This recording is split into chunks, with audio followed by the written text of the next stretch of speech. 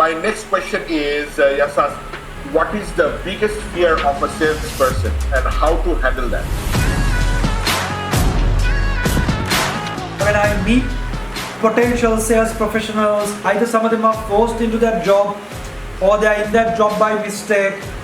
Very few people have opted into this role, and if they have already opted, some amazing people, most of them don't see problem or a fear per se, because they've already overcome this fear that people have called fear of rejection.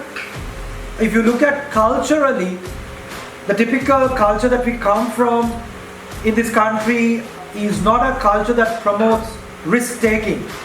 So children at a very young age are basically taken through a very standard process of education.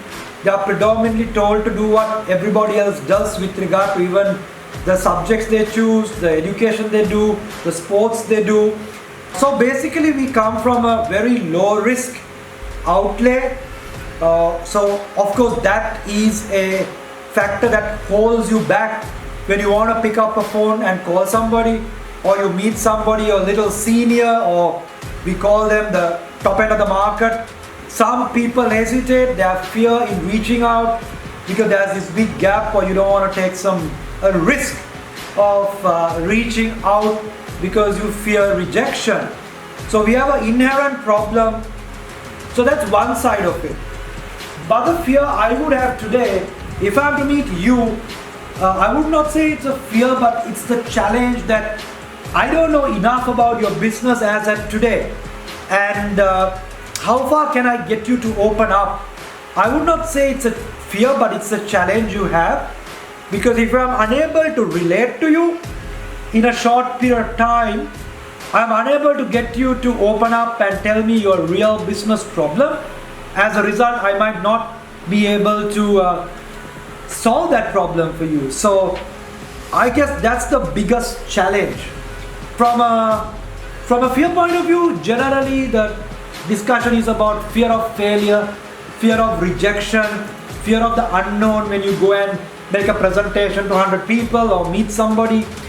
So some of that we can help people overcome. You can do some self-help, self-search, because the truth is, when you realize none of us are masters of the universe, that's the first stage. When you get it in your head, you realize you are just human. So you don't have to prove that you are ultimate to anybody. So that gives you a lot of confidence that you are okay to fail. When you also realize you could always say I don't know, and that's okay.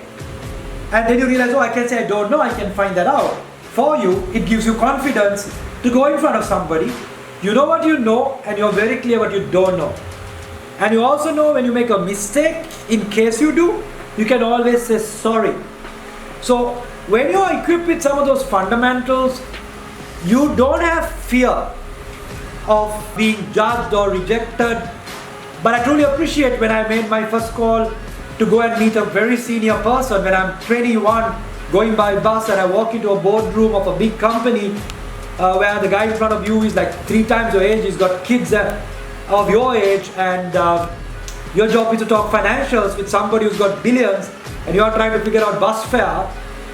Well, there is a sense of fear in you, right? And then you realize, okay, you're a billionaire, I know my stuff, I respect you, but we are somewhat equal because I'm an expert in my area and you are an expert in yours. So there's no need to go this begging route or have that type of big gap. You could have a chat with respect but talk business as equals. Of course, people have public speaking fear. I mean, these are things that a lot of people have. Online help, self-help to overcome those. We do a fair bit of work at Snipexx. You can do it yourself. So, no excuse today. If you ever have a fear of failure, fear of public speaking, fear of rejection, fear of talking or reaching out to people who are a little powerful, you can overcome all of that.